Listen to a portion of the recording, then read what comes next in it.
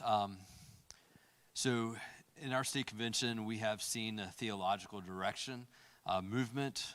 We've moved from maybe what we'd call more a theological left, generally speaking, across our state convention back in the 2000s and prior to that, even 2004, 2005, Dr. Hollifield as he came in, or Milton Hollifield came in, it was great to see that kind of direction. So you mentioned believing in the Baptist Faith and Message 2000 state convention. That's great to be able to present that. How will, and this is a question I have personally, like how does this happen?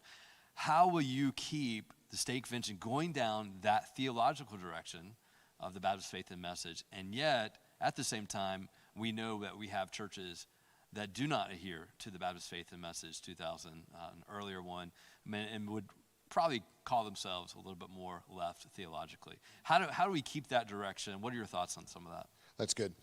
Well, I would just say, me as your EDT, first and foremost, this is, I'm well aware, having been to Bible college and seminary and being in this world for 16 years, I'm aware of the history.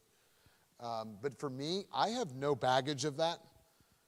I came to faith at a church that, you guys, hopefully you'll find this interesting. First Sunday I ever went to that church, Prince Avenue Baptist Church, I literally went straight from the church to the bar. At 12:30 Sunday afternoon, I was ponied up to the bar and having some drinks, and some guy next to me was asking what was going on. I said, I went to church today. And he said, good for you. Where'd you go? And I said, I went to Prince Avenue Baptist Church. And he said, don't go there. And I said, why not?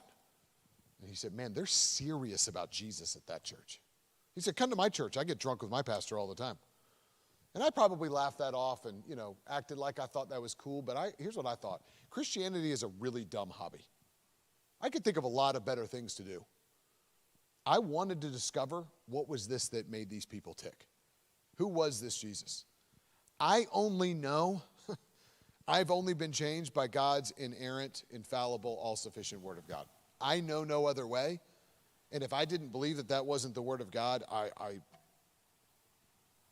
can see why then the resurrection would become something I would doubt. And Paul even said, if the resurrection isn't true, then we are the biggest fools on the planet. So I hold to that. That's not even a debate for me. There's nothing unwavering me about that issue. Here is what I look at is there are those who were in those conservative battles, in that kind of conservative resurgence. I'm the fruit of that. I went to a Bible college and a seminary where I never had anything but the inerrant, infallible, all-sufficient Word of God. So thank you to that generation who did that. There's a debt of gratitude there that we could never repay. I look at it as a road, and there is a ditch that is liberalism. That is an always ever-present threat, because that's what Satan has done since Genesis 3 when he first said, did God really say? I think there's also another threat, one that I saw in Jesus' day, and that was the ditch of fundamentalism. The Pharisees. I don't believe that the Pharisees started out to be the bad guys of the New Testament. In fact, a lot of their hedgerows around the law, a lot of the things that they did with the law to make sure that they were following every jot and tittle and all those kind of things, I really wholeheartedly believe it's because they loved God and wanted to make sure that they didn't do anything that was wrong. But you look at what Jesus was saying to them was that they had set up so many rules and traditions and customs that they had forgotten the whole point of the law. We see that when Jesus throws out the money changers in the temple. In my travels around the world, this became abundantly clear to me. One of the reasons that Jesus threw those guys out, remember, this is where the Old and New Testament connect really well. Jesus threw them out because what did he say? This was supposed to be the house of God, and you have made it a den of thieves. Well, go back to the Old Testament when God was giving the plans for building the temple. God created the court of the Gentiles. Does anybody remember what the court of the Gentiles, why that was built? It was built so that the non-believers could come into the court of the Gentiles and see God's people worshiping him, and that they would be drawn to worship him as well. I kind of joke that even the first temple was a seeker-sensitive temple. And if you look at church history, what they'll tell you is where the money changers and all those Jewish people, where they set up their trinkets and their vendors and their essential oils to sell to everybody, was what they were doing there was they were blocking where the Gentiles could not come in and see the worship of God. And so I think we must be ever vigilant for the ditch of liberalism. And I also think we need to make sure that we realize that if we are going to be a people of all peoples, that there's going to be certain emphasis in doctrinal secondary and tertiary issues that we've got to be open for, that if we're really believe in local church autonomy, we have an umbrella in the Baptist Faith and Message that is big enough that allows us to unite over the essentials, but wide enough to have secondary and tertiary differences. What the actual policies are, I know I'm stepping into this right now, where there are churches that have been vastly different here within our convention. My disposition is to say, hey, we're going to be a convention, our staff, our programming and all of that, we're going to be solidly standing on the Baptist Faith and Message 2000, and I'm going to rely on the board and the messengers to decide on where are we going as a convention. Because I don't look at myself as the Pope who gets to decide who's in and who's out. What I say is, this is what we're going to be as a movement of churches that believe in the inerrant, infallible, all-sufficient Word of God. And we're going to rely on a board and messengers that we're constantly keeping in front of them. That it is God's Word that we stand on. And we want to be ever present. We want to be ever vigilant against the ditch of liberalism. And we want to be ever present against the ditch of fundamentalism. That's the disposition I'll take. Okay, thank you. One question that kind of moves around that a little bit, as we're talking about doing the works and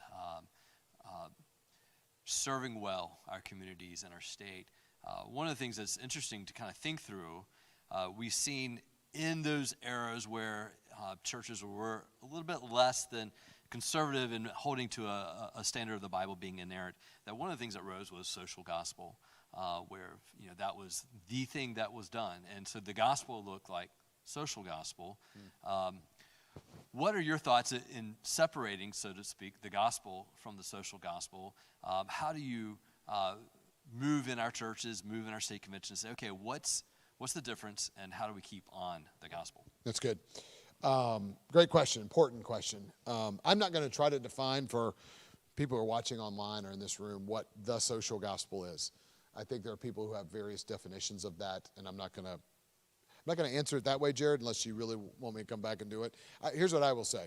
1 Corinthians 15 specifically says that the gospel is that Jesus came, that he lived, and he died, and he was buried, and he rose again on the third day. So that's pretty scriptural right there. There's the essence.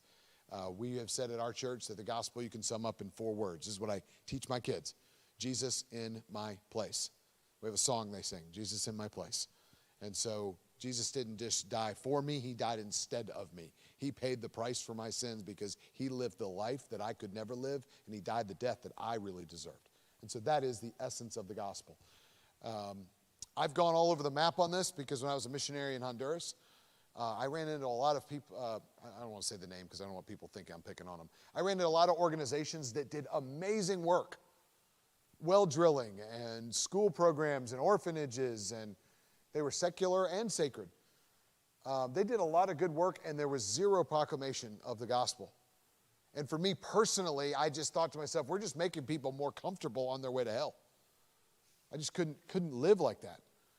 I probably, like newer and teenage Christians do, I probably swung the pendulum on that and reacted to that, to where when I was an associational missional strategist and we did work in a UPG in South America, boy, I would tell our churches all the time, we're not there to drill wells and we're not there to give them anything. We're just going to give them Jesus. And that was kind of the mantra that I took for a long time. Hopefully what you've already heard me kind of saying earlier is that we are going to declare that Jesus is the only way. We are going to share the gospel. One of the dumbest phrases I've ever heard is, share the gospel, when necessary, use words. I mean, I just don't even believe that. The gospel is good news. It has to be declared. At the same time, we do not want to be clanging gongs. And I just firmly believe that in this day and age where Christianity, especially in our Western context, we are becoming, I don't have to tell you all, we have become an anathema, a pariah. And when I look at the church in Acts 2, Jared, I look at a church that faced tremendous persecution, which means they weren't very popular, but what did the scriptures say? They had favor with all people. Y'all, our mayor in Durham, I'm 99% sure he says he's a socialist. he does not like the Summit Church and what we would believe. He would not attend us ever. But I know for a fact what he is impressed with is school mentorship programs, where we're catalyzing our community and our retirees to go spend a couple hours helping single parent kids with single parent homes not get behind in their schooling. I know he likes a church that's going to work with its local association to do feeding programs. I know he likes a church that works with its local association, that works with refugees as they're going to be coming in. And probably my favorite thing is hearing that in the foster care system in Durham, that we had been training so many of our people that a couple went in to meet with the secular foster care system in the city of Durham. And that's social worker or whatever they are working in the city of Durham looks at this couple and says, "Why are you guys fostering?"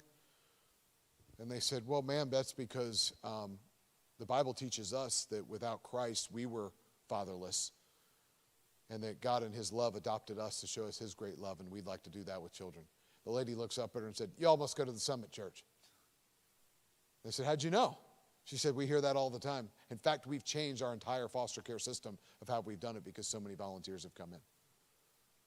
You see, they may not believe the message that Jesus is the only way. In fact, the scriptures teach that only God can open up that heart.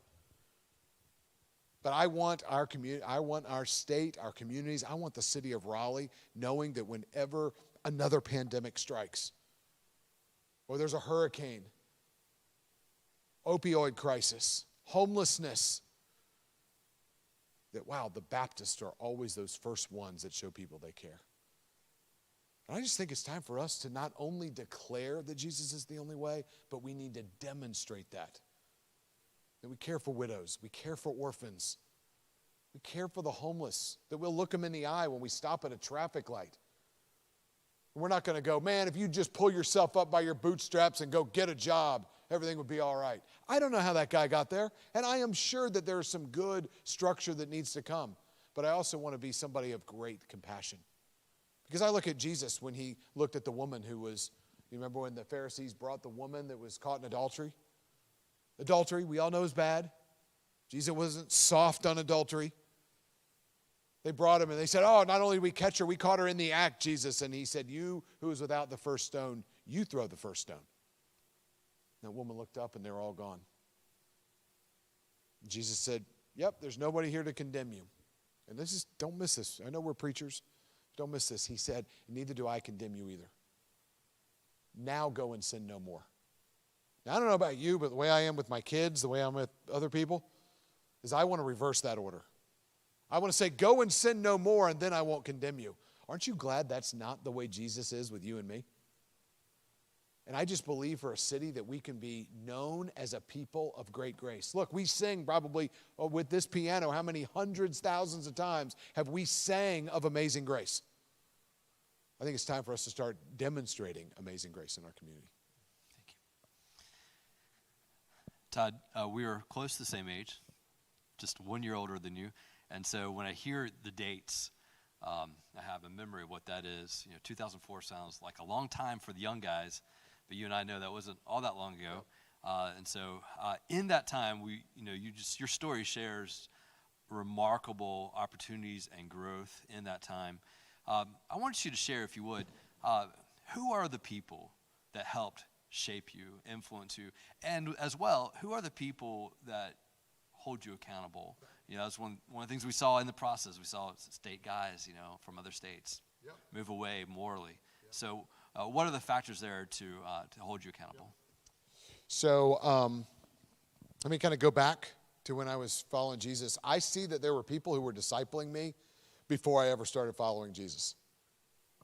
And so let me a little sidebar. A lot of people like to split out evangelism and discipleship. I kind of look at them as two tracks going down the same way.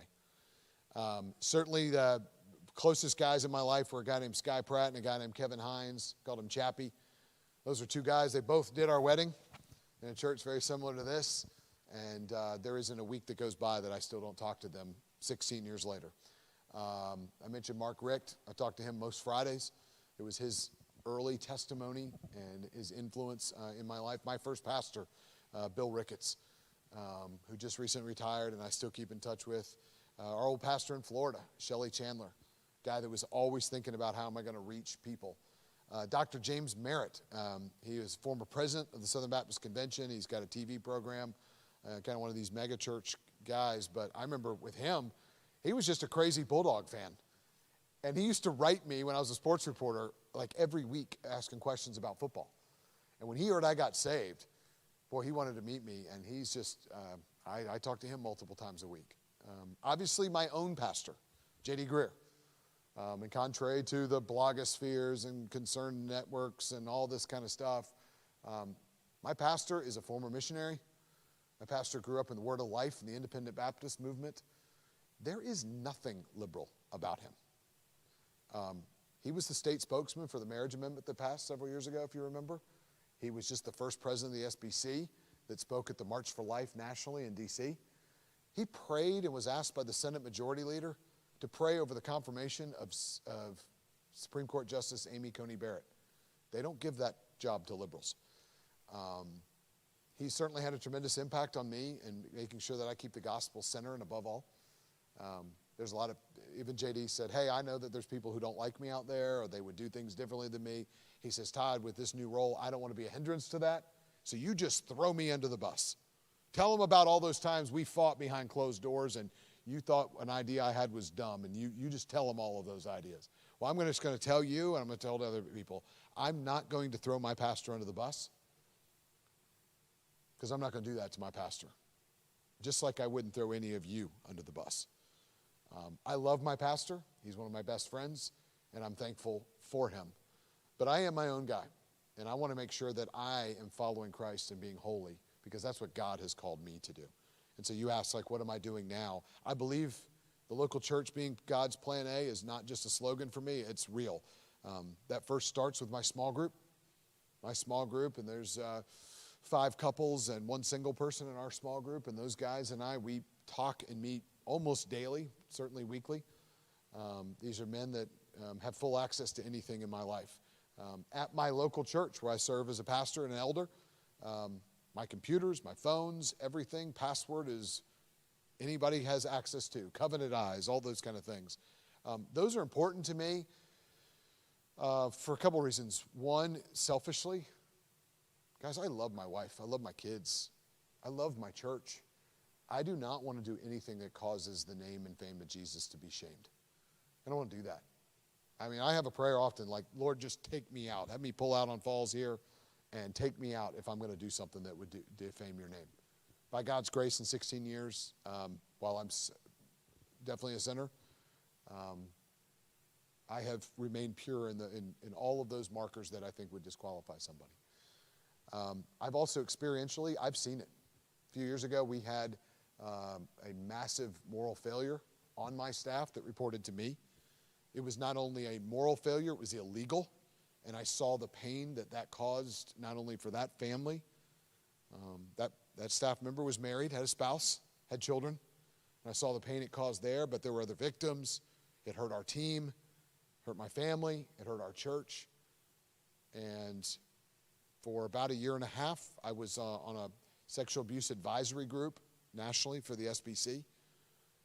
Gentlemen, I listened to about 168, I think it was, victims of sexual assault at the hands of pastors nationally. And I listened to that, and every single one of those cases there was a lack of accountability, a lack of transparency, and a sense of pride that pastors just didn't think that would happen to them. And so that's something that I just simply take as very seriously. The gospel's not going to stop moving, and God doesn't need Todd. But I don't want to do anything that would defame the name of, first of all, my Savior who gave himself for me when I'm nothing. And also to my wife, who I made a covenant with, that I would forsake all else except her. And to my children, who I'm trying to teach every single day. I got a almost 11-year-old, almost 10-year-old, and almost 7-year-old, that every single day I am trying to point them desperately to Jesus. And I would not want to do anything that would, Jesus said it would be better for me to tie a rock around my neck and be dropped in the ocean than to make one of those stumbles. And so I take a lot of precautions on that. Thank you, Todd.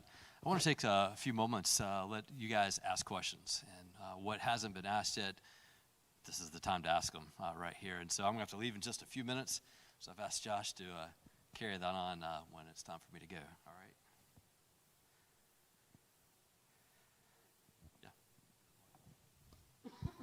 So I just want to thank you for being willing to go through this process, and to your wife and children, you've already spoken on them today, just the challenges that this presents. And so I appreciate you guys, your willingness to do this. We all love Milton, if you're a part of this convention, because he's just been so good to us. And I owe you an apology. When I heard your name was brought up, I kind of sunk a little bit, but it wasn't because Todd Unzicker was nominated, it's because Milton Hollifield was not. Just because of the love that we have, for him. And so I held that against you, and so I apologize for that. And but excited to see what God is going to do. And I heard a pastor say recently of a guy who was coming on staff, and he encouraged the congregation as they were going to vote. He said, you're voting not on what you think is best, but on, is this God's man for the job? And so I tell you that in honor, but excited for what the Lord has in store for you. The question is, you've had opportunity now to meet some staff members with state convention. You've had opportunity to kind of get to know some of the ministries that are taking place. I realize you haven't been leading those. You haven't seen the full picture of those. What things encourage you that you're seeing out of the convention office as far as those ministries? What are you encouraged by? And also, maybe what are some things that you look forward to seeing as a part of that ministry from the convention? Yeah, great question. And I, too, share that about Milton. Because of my role at my local church, Milton and I have become good friends for a long time. And I am honored. I'm honored that he is endorsing me into this role, and that means the world to me. And I'm just, it's really humbling, and it's honoring also at the same time. How it can be both humbling and honoring, I'm not sure, but it really is. And this was a long process with the search committee. I've teased Jared that in the length of time that Jared became on the search committee and I was announced, there was another state that had a candidate announced as a retirement, called, and that guy's already started. And so I know that this search committee did not rush anything, and they were extremely prayerful in this process. So I am very thankful for the search committee and for Milton. With the staff, I've spent some time now with the executive leadership team, meeting with them, going straight from here to go meet with them, actually. And I'm going to get a chance to meet the staff at kind of an all-staff day on Wednesday to kind of chat with for the first time. Tell you what I've noticed so far. I have never met a Baptist State Convention of North Carolina staff member who I didn't think loved Jesus with all of their heart, soul, mind, body, and strength, and wasn't an expert in their area. And I've been very impressed with the staff that I have met. Very encouraged. That's probably the most encouraging thing so far, is getting to know a few of them better. But I have not met with them extensively and certainly talked about everything. I'm really encouraged. Love what our state convention has done during COVID, being a resource for a lot of churches. I am hearing that the worship ministries and how churches transitioning to online, that kind of portion of the convention really shined bright during this past year with COVID. I'm encouraged by, as I've traveled around the state, there's a real sense of optimism in where our convention. I don't sense. How do I say this? I don't sense that. I don't sense a lot of apathy. That people are very passionate about our convention, and I love that. That excites me. As far as the ministries itself go, the children's home I've been absolutely blown away with. Obviously, disaster relief and the Farmers to Family program that Baptist on Mission have done. I think that some of the church revitalization efforts are fantastic that I'm seeing, some of these cohorts and those kind of things going. I sense a real wave of folks wanting to see things like Who's Your One evangelism initiative, that every single one of us as Baptists has at least one person that we are intentionally sharing the gospel with and praying for to get saved. That's really encouraged me. People ask me all the time questions about the staff and who's staying on and what changes are going to be made. I would say it this way. I'm going to definitely, well, here's what I'm going to tell the staff Wednesday. I'm sure some are watching. I'm going to let them know that if the convention sees fit to vote me in on May 22nd, there's a board meeting 36 hours later. The chances of me making wholesale changes or something like that in 36 hours is slim to none. None. And so I really want to take these first 100 days to really listen, to learn, I'm encouraged that everyone says, hey, we need to change. We need to do some streamlining. We need to do some focused ministry. We got some areas that we want to change, that we know that we need to do. So I want to take these first 100 days to really listen and learn. I want to say, hey, this is what the convention has voted on, that we're going to be a movement of churches on mission together, and we're going to connect resources and relationships for gospel advance. And so what we're going to do is we're not going to base that on what's always been done. We're going to say, where are we going? And let's line up relationships and resources for gospel advance. And that will be our mantra. Thank you, Todd. Any other questions?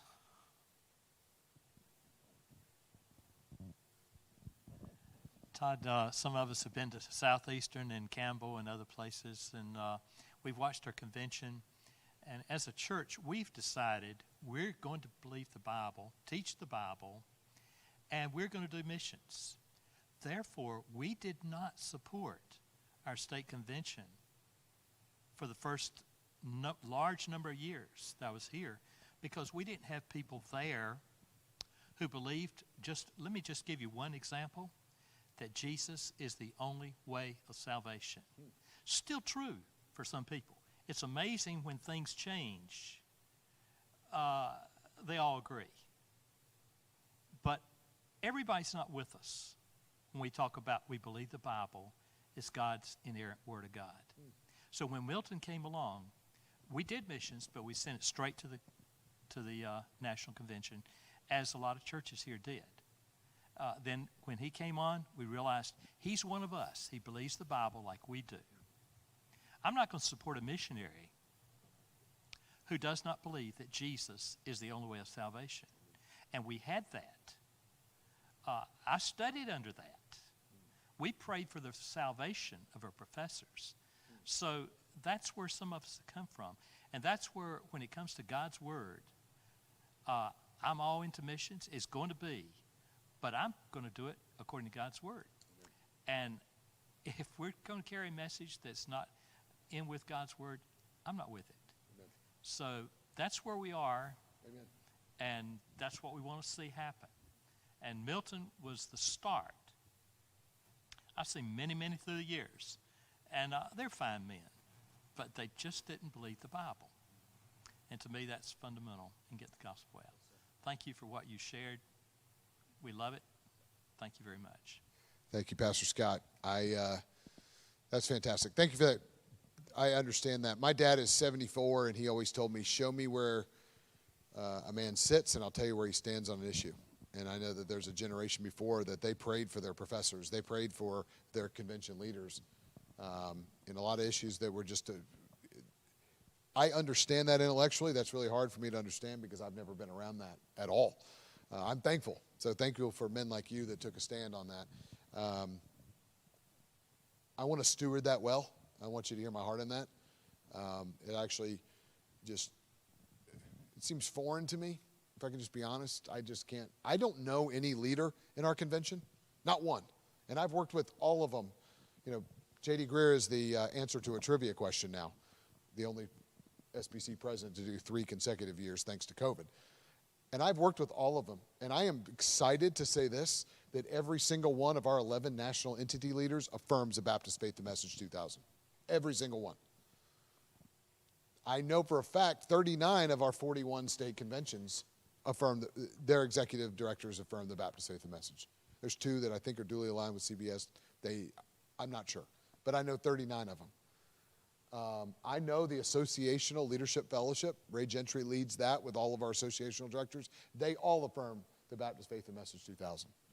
I know because Satan did it in the Garden of Eden when he said, did God say? And that was Genesis 3, and he does it all the way to today. That's the thing about the devil, is he doesn't have anything new. He just keeps coming back to the same old tricks.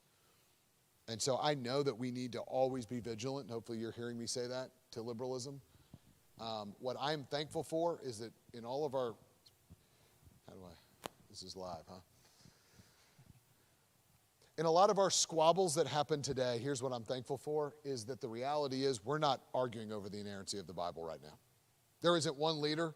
There's no growing liberalism in the leadership of the SBC. I'm not saying there aren't liberal churches. I'm not saying liberalism isn't a threat. I'm just saying there isn't one leader who is liberal. None of the officers, none of the executive committee members that I know of, none of the trustees.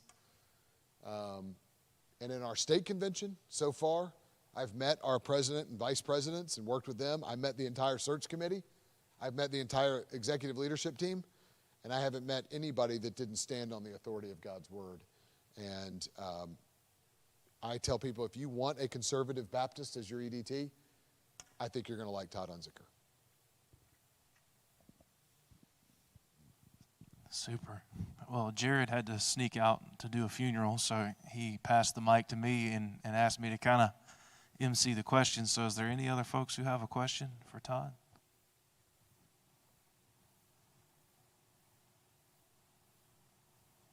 All hearts and minds clear? Very good. Do you have anything else you want to add, Todd? I'd like to close in a word of prayer, if that's okay. And I just look forward to being on mission together with you. I look forward to getting started. This has been a long process for me. And so I feel like it's like this constant, like, oh, we got one more vote. Oh, we got one more vote. Oh, we got one more vote. And so I'm looking forward to the 22nd. And board meeting's 24th. So, you know, it's kind of like come back from Winston-Salem and change clothes and head to the board meeting. But I'm excited to get started. I believe our best days ahead. And I believe with churches and, you know, pastors like you guys, anybody watching online, let's go make the name and fame of Jesus known here in our counties, here in our state, and to the end of the earth. So, super. Well, let's have a word of prayer. Father God, we come before you and we just thank you for this opportunity to get to know Todd, to hear his heart, to hear him share, Lord, just how you rescued him from a life of sin, separation from you. Lord, how you brought him into a close personal relationship with you. And Lord, just how we see through his story a reminder, as we've seen in all of our lives, of your artistry, your handiwork, to write a story and to paint a picture in our lives that we could have never done on our own. So Lord, we just thank you for how that's encouraging. Thank you for the heart you've given him to resource missions, to be an encouragement to churches. Lord, for the vision you've placed on his heart for our convention. And Lord, we just pray for the vote, for the process, all the formality around that, Lord, that we would just continue as a group of churches to see your hand at work in that. And Lord, I just pray for him personally, Lord, through all this, that he would keep his eyes and his heart fixed and focused on you. I pray for his wife and their children, Lord, that would be true in their lives as well, and that nothing about this process would cause any hardness to develop in any of their hearts, Lord, but that they would, through this process, through this call, Lord, that they would grow deeper and closer into you, and that this would launch them into what you have purpose for them, whatever that may be, as a leader of our convention, as people that we look to follow and support. And Lord, may we be found faithful to pray for them. Lord, may we be found faithful to be an encouragement to them, to be an accountability to them in a positive way and in a loving way in their lives. And God, I just thank you for each brother who's here. Pray for those who are watching or who will watch online. Your blessings on them.